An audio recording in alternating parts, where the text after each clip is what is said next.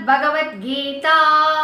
கிருஷ்ணனின் கீதையின் ஒரு துளி என்கிற இந்த சேனலை பார்த்து கொண்டிருக்கும் அனைத்து சகோதர சகோதரிகளுக்கும் அடியேனின் அன்பான வணக்கங்கள். நாம் பகவத்கீதையை முழுவதையும் பார்த்து விட்டோம் அல்லவா? 72 பகுதிகளாக பிரிக்கப்பட்டு அடியேனால் பகவத்கீதை முதல் அத்தியாயம் முதல் ஸ்லோகத்திலிருந்து கடைசி அத்தியாயம் கடைசி ஸ்லோகம் வரை பல கதைகளுடன் விரிவாக விளக்கமாக கூறப்பட்டுள்ளது அல்லவா? இந்த 72 என்கின்ற இந்த எண்ணிற்கும் என்னுடைய வாழ்க்கைக்கும் நிறைய சம்பந்தம் இருக்கிறதுங்க. அதை பற்றி ஒரு சின்னதாக ஒரு ஷார்ட்ஸ்ல நான் சொல்றேன். அதுக்கு முன்னால அடியேன் இந்த பகவத்கீதையை படிப்பதற்கு முன்னால பல கேள்விகள் இருக்கிறது. நாம் யார்? நாம் எதற்காக இந்த உலகத்தில் பிறந்திருக்கிறோம்? நமக்கு முன்னால் நம்முடைய முன்னோர்கள் எல்லாம் இப்பொழுது நம்முடன் இல்லை. அவர்கள் எங்கே சென்றார்கள்? திடீரென்று நமக்கு குழந்தை பிறக்கிறது. அந்த குழந்தை எல்லா விதத்திலும் நம்மிடம் உரிமை கொண்டாடுகிறது. அது போல கடவுள் யார்? அவர் எங்கே இருக்கிறார்? அவர் என்ன செய்து கொண்டிருக்கிறார்? அவருக்கு நம்மை கடவுள் எதற்காக படைத்தார்? அப்படியானால் நாம் இந்த துன்ப கடலான இந்த சம்சார சாகரத்திலிருந்து விடுதலை பெறுவதற்கான வழி என்ன? இப்படி நிறைய கேள்விகள் இருந்தது. அந்த எல்லாவற்றிற்கும் விடையானது பகவத்கீதையில் கிடைத்ததுங்க. அதை பகிர்ந்து கொள்ள வேண்டும் என்கின்ற எண்ணம் தான் இந்த பகவத்கீதை முழுவதையும் அடியேன் இறைவனுடைய அருளால் தான் அடியேனால் கூறப்பட்டது என்று சொல்ல வேண்டும். அப்படிப்பட்ட மாபெரும் பாக்கியத்தை அடியேனும் அடைய பெற்றிருக்கிறேன். கேட்பதன் மூலமாக நீங்களும் அடைந்திருக்கிறீர்கள் அல்லவா? அது மட்டுமல்லாமல் பகவத்கீதையை முழுவதுமாக படித்தாலும் அதில் பல யோகங்களை பற்றி பகவான் கிருஷ்ணர் கூறினாலும் அதுல ரொம்ப முக்கியமா கர்ம யோகம், கர்ம சந்நியாச யோகம், சாங்கிய யோகம், பக்தி யோகம் அப்படின்னு பல யோகங்களை பற்றி கூறினாலும் முக்கியமாக கடைசி அத்தியாயத்துல கடைசியா அர்ஜுனன் கிட்ட என்ன சொல்றார் அப்படின்னா 18வது அத்தியாயம் 56வது ஸ்லோகத்துலங்க, என்னையே புகழாக கொண்ட கர்மயோகி எல்லா கர்மங்களையும் எப்பொழுதும் செய்து கொண்டிருந்தாலும், கர்மங்கள் என்றால் என்ன? நம்முடைய கடமைகளை எல்லாவற்றையுமே இறைவனை நினைத்து கொண்டே செய்து கொண்டிருந்தால் போதுமானது. எனது அருளால் நிலையான என்றும் அழியாத பரமபதத்தை அடைகிறான் அப்படின்னு சொல்கிறாருங்க. ரொம்ப அழகான ஒரு ஸ்லோகம். பகவத்கீதையை படிக்கிறதுக்கு முன்னால அடியேன் என்ன நினைச்சேன் அப்படின்னா, இந்த பரமபதமான முக்தியை அடைய வேண்டும், இறைவனை அடைய வேண்டும் என்றால் நாம் யாராக இருந்தாலும் சரி துறவு வாழ்க்கையை மேற்கொண்டு அதற்கு பிறகு சந்நியாசம் சென்று குடும்பத்தை விட்டு விலகி சென்று வாழ்ந்தால் மட்டும்தான் அது கிடைக்கும் என்று நினைத்திருந்தேன். ஆனால் இல்லற வாழ்க்கை வாழ்ந்து கொண்டிருக்கும் ஒரு பெண்ணால் கூட முக்தி அடைய முடியும் என்று மிகவும் அற்புதமாக அதை எப்படி வாழ வேண்டும் என்று கூறியது பகவத்கீதை. அதனால எனக்கு மிக்க மகிழ்ச்சி. அதை உங்களிடம் பகிர்ந்து கொண்டதிலும் மகிழ்ச்சி.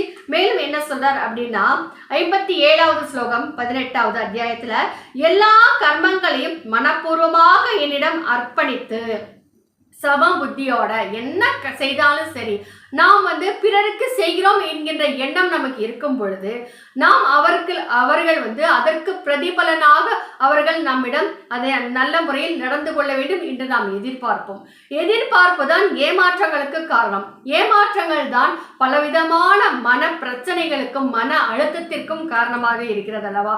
ஆனால் இறைவனையே நினைத்து அவன் கொடுத்த வேலையை நான் செய்கிறேன், அதற்கு உண்டான பலன் அவருக்குத்தான் என்கின்ற ஒரு எண்ணத்தோடு நாம் எல்லா கடமைகளையும் நாம் ஆற்றும் பொழுது நமக்கு எந்தவித ஏமாற்றமும் இருக்காது, மனச்சோர்வும் மன உளைச்சலும் இருக்காது. ஆகவே நாம் இறைவன் பால் அவரே சாட்சியாக கொண்டு நம்முடைய கடமைகளை செய்ய வேண்டும். இப்படி செய்து என்னையே அடைக்கலமாக கொண்டு அவரையே அடையணும் அப்படிங்கிற ஒரு எண்ணத்தோடு நாம் வாழ்ந்து என்னிடமே உள்ளம் அளித்தவனாக இருப்பாயாக. அவரையே நினைச்சிட்டு எல்லா காரியங்களும் நாம் செய்து கொண்டே இருக்கும் பொழுது நாம் செய்கின்ற கர்மங்களின் பலனான பாவ புண்ணியங்கள் நம்மிடம் சேராது. அது இறைவனையே சென்றடையும். அது இறைவனையே சென்றடையும் பொழுது நம்முடைய ஆத்மாவும் இறைவனையே சென்று அடையும். ஜீவாத்மாவான நாமும் பரமாத்மாவான அந்த பகவானிடம் ஒன்றென கலக்க முடியும். எப்பொழுதும் வாழ்நாள் முழுவதும் சத்வ குணத்துடன் பிறரிடம் எப்பொழுதும் அன்பு பாராட்டி பகைமை கொள்ளாமல் பிறர் செய்த வஞ்சங்கள் துரோகங்கள் இவற்றையெல்லாம் மனதில் பாரமாக ஏற்றுக்கொண்டு அதை சுமந்து நாம் சோர்ந்து போகாமல் எப்பொழுதும் இறைவனையே நினைத்து கொண்டு நம்முடைய மனதாலும் வாக்காலும் உடலாலும் கூட யாருக்குமே தீங்கு செய்யாமல் நான் செய்கிறேன் என்கின்ற எண்ணத்தை விடுத்து இறைவன் பாலேயே இறைவனையே மனதில் நினைத்து கொண்டு அவருக்கே நான் கடமையாற்றுகிறேன் என்கின்ற எண்ணத்தோடு யார் செய்கிறார்களோ அப்படிப்பட்ட அவர்கள் பரமபதத்தை அடைகிறார்கள். இது அவ்வளவுதாங்க. இதைத்தான் பகவான் கிருஷ்ணர் பகவத்கீதை முழுவதுமே சொன்னார். அதே அடைய கொஞ்சம் அப்படியே சுருக்கமாக உங்களிடம் கூறிவிட்டேன், அவ்வளவுதான். அது மட்டும் இல்லாமல் நம்முடைய வாழ்க்கையில நாம் எதை கொண்டு செல்ல போகிறோம் அப்படிங்கிறத நம்ம யோசிச்சு பார்க்கணும் இல்லையா? எங்கே நம்முடைய சொத்து சுகம் இந்த உறவுகள் எல்லாவற்றையுமே நம்ம விட்டுட்டு போக போறோம். அது மட்டும் கிடையாது. பிறர் மீது உள்ள கோபம், வஞ்சம், பழி வாங்கும் உணர்வு, இது எல்லாமே நாம் உடலோடு இருக்கும் வரை மட்டும்தான். அந்த உடல் அழிந்து விட்டால் எல்லாமே பஸ்மமாக ஆகிவிடும் அல்லவா? மனிதனுக்கு 6 அடி நிலம் மட்டும்தான் கடைசியில் இருக்கும் அப்படின்னு சொல்லுவாங்க. அது எப்போ? பழைய காலத்துல. ஆனா இப்போ அந்த 6 அடி நிலம் கூட யாருக்கும் கிடையாது. மின்சார தகன மேடையில் வைத்து எரித்து விடுகிறார்கள் அல்லவா? ஆகவே அப்படி எரிந்து நாம் ஒன்றுமே இல்லாமல் காற்றோடும் நீரோடும் கலக்கப் போகிறோம். அப்படிப்பட்ட இந்த உடலால் நாம் எப்பேற்பட்ட வாழ்க்கையை வாழ வேண்டும் என்று நமக்கு ஒரு நல்ல முறையில் வழிகாட்டுவதுதான் பகவத்கீதை. ஆகவே நம்முடைய பிள்ளைகளுக்கும் நாம் அதை கண்டிப்பாக கொண்டு போய் சேர்க்க வேண்டும். பகவத்கீதை என்பது ஒரு முறை நாம் படித்துவிட்டு அப்படியே விட்டுட்டு போகிற விஷயம் கிடையாது. இது கதை புஸ்தகம் கிடையாது. இதை மீண்டும் மீண்டும் மீண்டும் மீண்டும் நாம் படிக்க வேண்டும். அப்படி படிக்கும் பொழுது மீண்டும் அல்லது பிறர் சொல்வதை கேட்கும் பொழுது நம்முடைய ஒவ்வொருவருடைய வாழ்க்கையிலும் உண்டான பிரச்சனைக்கு விடையாக பல விளக்கங்களை நம்முடைய வாழ்க்கைக்கு அளித்து கொண்டே இருக்கக்கூடிய அமுத சுரவி இந்த பகவத்கீதை. இப்படி நாம் எல்லா விதத்திலும் இறைவனே நினைத்து இறைவன் அடி சேர வேண்டும். எந்த மனிதன் நம்பிக்கையுடன் குறை காணாதவனாக, யார் மேல அந்த இறைவன் மேல குறை காணாதவனாக இந்த பகவத்கீதை கொஞ்சம் காது கொடுத்து கேட்டா போதும், கேட்கவாவது செய்கிறார்களோ அப்படிப்பட்ட அவர்கள் பாவங்கள் எல்லாம் நீங்கப்பட்டு பல புண்ணியவான்கள் அடையக்கூடிய மேல் உலகங்களை அடைகிறார்கள். சொர்க்கம் முதலான மேலும் பல உலகங்கள் இருக்கிறது. அப்பேற்பட்ட மேல் உலகங்களை அவர்கள் அடைகிறார்கள் அப்படின்னு சொல்றாரு. எந்த ஸ்லோகத்துல? 18வது அத்தியாயம் 71வது ஸ்லோகத்துல. அது மட்டும் அல்லாமல் 70வது ஸ்லோகத்துல என்ன சொல்றாரு அப்படிங்கறத நம்ம பார்ப்போம். இந்த தர்மமயமான கீதா சாஸ்திரத்தை கற்பவர்கள், அதாவது கற்றுக்கொள்பவர்கள் எப்படி இந்த ஸ்லோகங்களை சொல்வதற்கு கற்றுக்கொள்ள வேண்டும், ஸ்லோகங்களை புரிந்து கொள்வதற்கும் கற்றுக்கொள்ள வேண்டும். அப்படி செய்கிறவர்கள் அவர்கள் செய்யும் ஞான வேள்வியினால் நான் வழிபட்டவனாக ஆவேன் அப்படின்னு சொல்கிறாருங்க. ஞான வேள்வியை நாம் செய்யக்கூடிய பலன் அப்படிங்கிறது அந்த பலனுக்கு உண்டான ஒரு நிகரான விஷயம். அந்த அப்படிங்கிறது யாராலையுமே அளவிட்டு சொல்லவே முடியாதுங்க. அப்பேற்பட்ட ஒரு பலனை நமக்கு கொடுக்கக்கூடியது இந்த பகவத்கீதை. நாம் நம்முடைய வாழ்க்கை வாழ்வதின் மூலமாகத்தான் அந்த வாழ்க்கையில் இருந்து நமக்கு பலர் சொல்லியிருப்பாங்க, எங்க நல்லவங்க இருந்தா தானே மழை பெய்யுறது அப்படின்னு.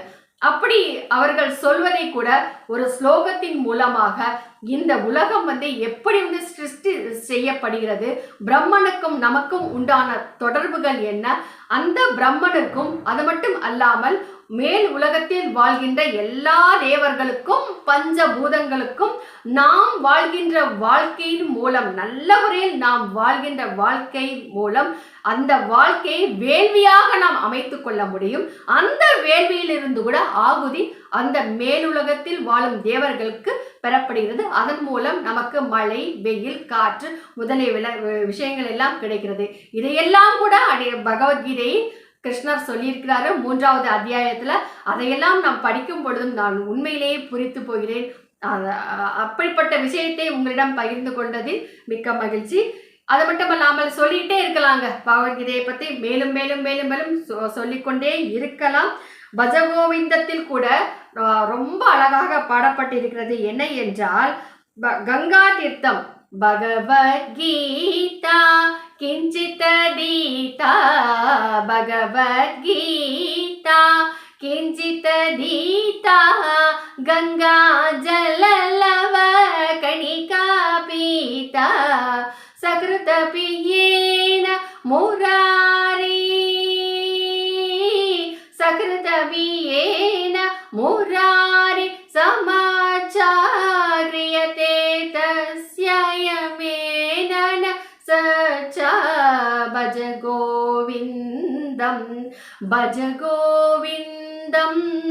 அல்லவா ரொம்ப அழகாக கூறப்படுகிறது. இந்த பாடலுக்கு உண்டான அர்த்தம் என்ன அப்படின்னா, யார் பகவத்கீதையை சிறிதேனும் படிக்கிறார்களோ, அதே போல யார் விஷ்ணுவிற்கு ஒரு முறையாவது அர்ச்சனை செய்கிறார்களோ, அதே போல யார் கங்கா தீர்த்தத்தை கொஞ்சமாவது பருகுகிறார்களோ, அப்படிப்பட்ட அவர்களுக்கு அவர்கள் மரணித்த பிறகு யமதர்மராஜருடன் சண்டை சச்சரவுகள் ஏற்படுவதில்லை என்று கூறப்படுகிறதுங்க. ஆக அப்படி பார்க்கும் பொழுது யாராக இருந்தாலும் சரி, இறந்து விட்டால் யமதர்மராஜனை சந்தித்தே தீர வேண்டும். இப்படி ஒரு மனிதன் இறந்த பிறகு அவர்கள் அந்த ஜீவாத்மாவானது மறு ஜென்மத்தை அடையும் வரை அந்த இடையில் உள்ள காலகட்டத்தில் அந்த ஜீவாத்மா எப்படியெல்லாம் பிரயாணம் செய்கிறது, யாரையெல்லாம் சந்திக்கிறது, தான் செய்த பாவ புண்ணியங்களுக்கு ஏற்ற பலனான பலவற்றை அந்த ஜீவாத்மா அனுபவிக்கிறது. அப்படிப்பட்ட அந்த ஜீவாத்மாவின் பயணம் எப்படியெல்லாம் இருக்கும் என்று கூறுவதுதான் கருட புராணம். அப்படிப்பட்ட கருட புராணத்தை இப்பொழுது இதற்கு அடுத்து அடியேன் கதையாக கூற இருக்கிறேன். ஆகவே கருட புராணத்தை கேட்பதற்கு நீங்கள் அனைவரும் தயாராக இருங்கள். இந்த சேனலை இதுவரை சப்ஸ்கிரைப் செய்யவில்லை என்றால் செய்து கொள்ளும்படி கேட்டுக்கொள்கிறேன். இந்த தகவலை உங்களுடைய நண்பர்கள் உறவினர்களுக்கும் கொஞ்சம் தெரிவிக்கும்படி கேட்டுக்கொள்கிறேன். அது மட்டும் அல்லாமல் பகவத்கீதையும் மீண்டும் ஆரம்பத்திலிருந்து கதையாக கூறப்படும். இப்பொழுது இந்த பகவத்கீதையை முழுவதையும் அடியேன் கூறியது எப்படி என்றால், ஒரு ஸ்லோகங்களை கூட விடாமல் வரிசையாக அர்த்தத்தை கூறிக்கொண்டே வந்தேன். ஆனால் இப்பொழுது எப்படி இருக்கும் என்றால், அத்தியாய சுருக்கமாக ஒவ்வொரு அத்தியாயத்தின் எப்படிப்பட்ட கதை வடிவமான கருத்துகள் கூறப்பட்டுள்ளது என்று அடியேன் விளக்கி கூறப் போகிறேன். அவை கண்டிப்பா கொஞ்சம் போர் அடிக்காம அடியேனால முடிஞ்ச வரைக்கும் நல்லா சொல்வேங்க. ஆகவே பகவத்கீதையை கேட்கக்கூடிய பாக்கியத்தை அடைய பெறுங்கள் என்று கேட்டுக்கொண்டு, கருட புராணத்தை கேட்கக்கூடிய பாக்கியத்தை அடைய பெறுங்கள் என்று கேட்டுக்கொண்டு விடை பெறும் இவள் தமிழ்நாடு மதுரையில் மதுரை கல்லூரி அருகே ஜீவசமாதி அடைந்துள்ள ஸ்ரீ சிவானந்த சரஸ்வதி சுவாமிகளுடைய பேத்தி ரஜுலா விஜயராகவன். நன்றி.